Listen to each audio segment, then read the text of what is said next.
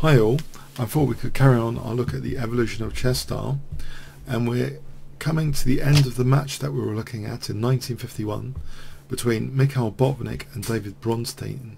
So game 23, let's cover this. So at this point in the match, David Bronstein, if only he could draw the last two, he would actually become world chess champion. Let's see what happened in this penultimate game. So game 23. d4 from Mikhail Botvinnik. Bronstein plays knight f6, c4, g6, and now the usual moves are either knight c3 or knight f3. Here we see g3. So a fianchetto system. This has been favoured actually by Avruk, has been favouring a fianchetto system in his opening repertoire work against various systems. It avoids some of the theory, for example, of the Grunfeld defence. We have c6. We kind of have a transposition here into a King's Engine defence. Bishop g2, d5, c takes, c takes. Well, with a bit of a difference, a fixed pawn on d5, knight c3, bishop g7, and now a quirky little move from Mikhail Botvinnik. He actually plays knight h3. It's an interesting idea for knight f4 here.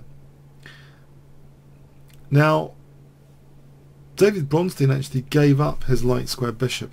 Maybe this is a little bit controversial to give up so easily a light square bishop, but say he did castle, it could actually be quite handy. Knight f4. If black protects d5, then maybe h4.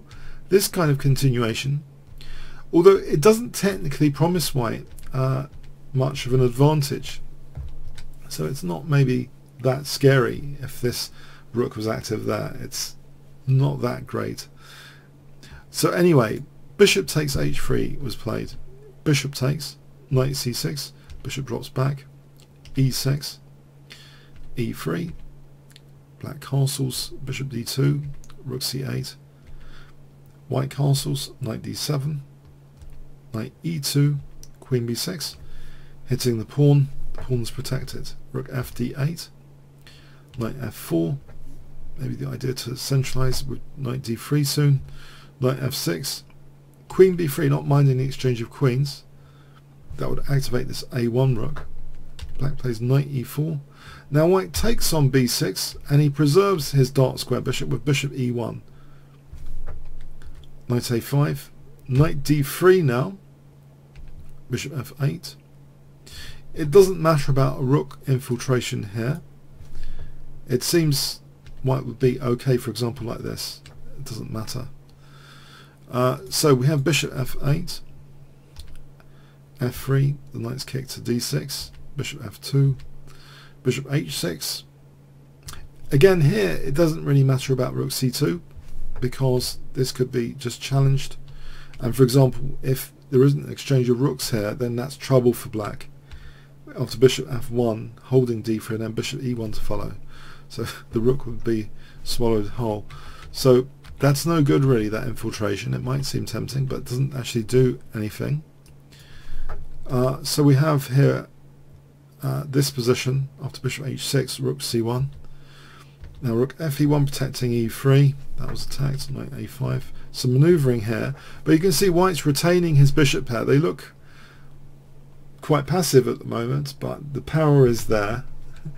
It's just, it's latent power to be revealed maybe later. So b3 here was played, a committal decision weakening c3 it seems. But now we have knight b5. So that does seem logical, eyeing what seems to be some sensitive squares. The king starts centralizing, taking care of e3, bishop f8 now, a4, knight c7. Maybe it seems that knight a3 might actually be technically plausible here as the annoyance. For example like this, f4 b5, if black wants the draw, at least. This is an interesting continuation. This is just an example, a bit of analysis. It looks maybe a little bit scary, but apparently it should be about even. So this knight a3, yeah, might have been, yeah, it's a move which should have been considered at least. We have knight c7, bishop g3, knight a6, bishop f1. Yeah, there's a lot of manoeuvring in this game. Rook to d1, knight a5, but here is a crunch point now. White plays rook takes here, and now his b3 is attacked, and isn't there a problem actually here, because b4 is also sealed down. So if rook b1, aren't there moves like rook c3 here? This looks a little bit dangerous, a little bit passive. Can you guess what Mikhail Botvinnik played in this position? If I give you 5 seconds starting from now.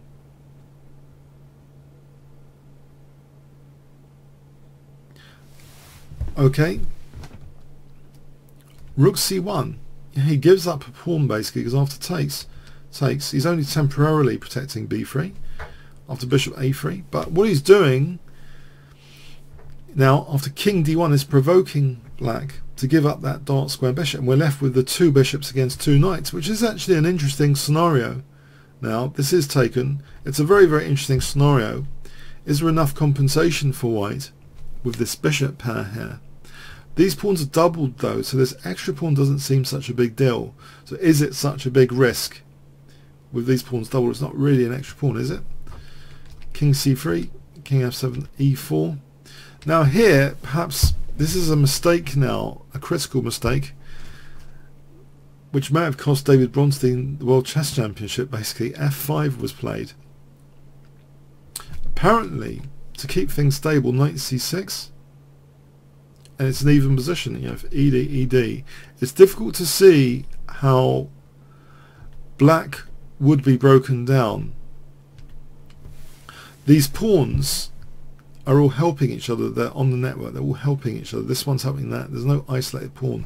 In the game continuation with f5, we see now g takes, and there's a problem here. We have an isolated h pawn target potentially. Bishop d3. Yeah, we've got a potential target. No other pawns are going to help that. It's on its own island. King g6, bishop d6, and this bishop is also seemingly stomping out this knight on a6. It's preventing this knight on a6 doing anything now. Knight c6, bishop b1. It's like the bishops are starting to take control of the position.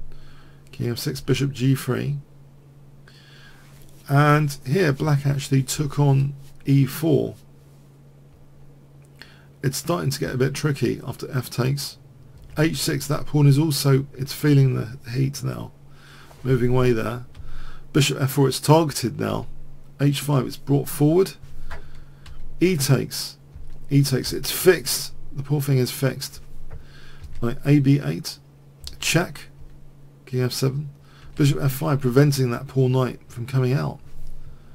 Knight a7, the knight seems to be stumbling a bit. Bishop f4, hitting the knight on b8, that goes to c6. Bishop d3, knight c8, and we see again this poor pawn targeted.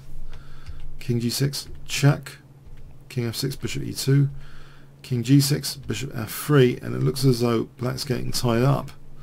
Knight 6 to e7, bishop g5, and the game ended here.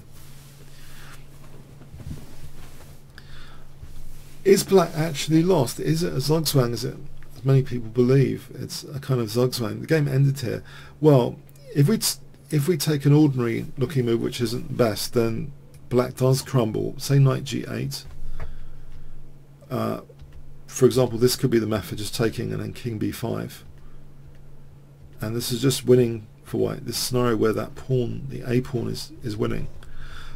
It seems computers might think otherwise here about this position, that it might not actually be the Zugzwang many people think it is.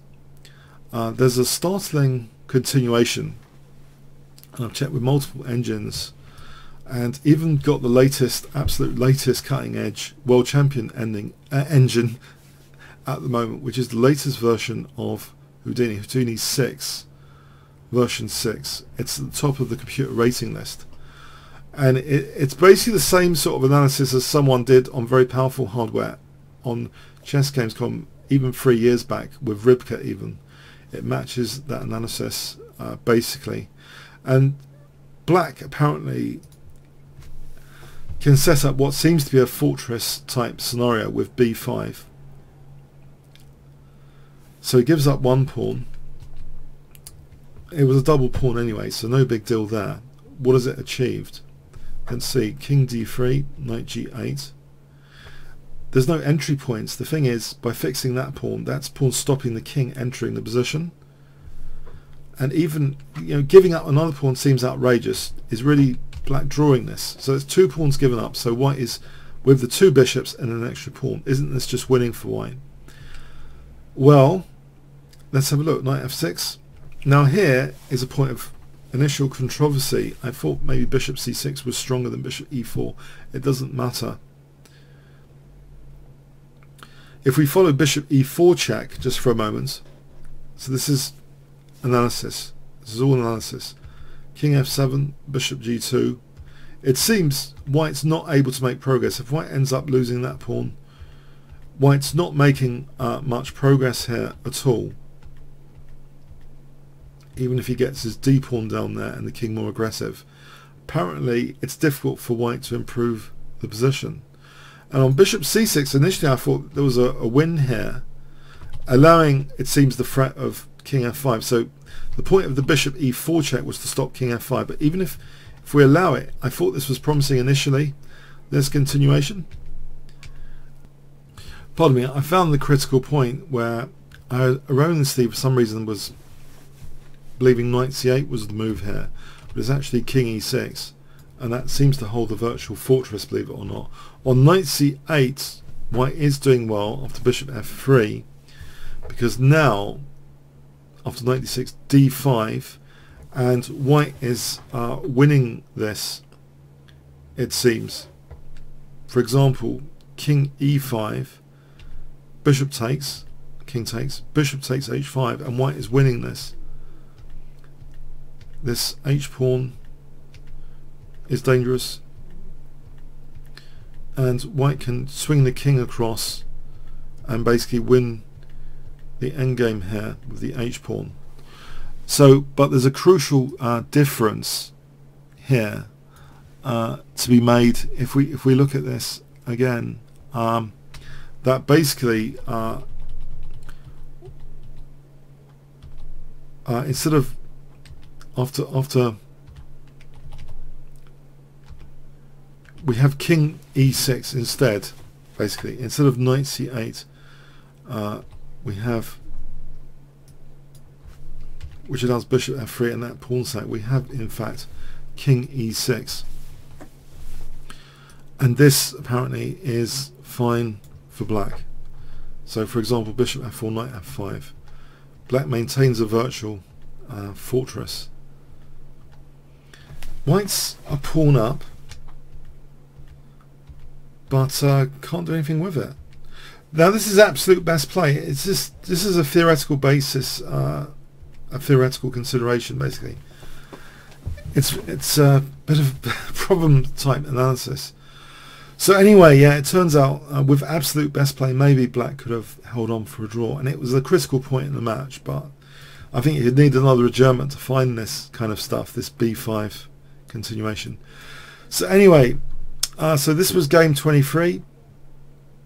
Hope you got something out of it. Comments, questions, appreciated. Thanks very much.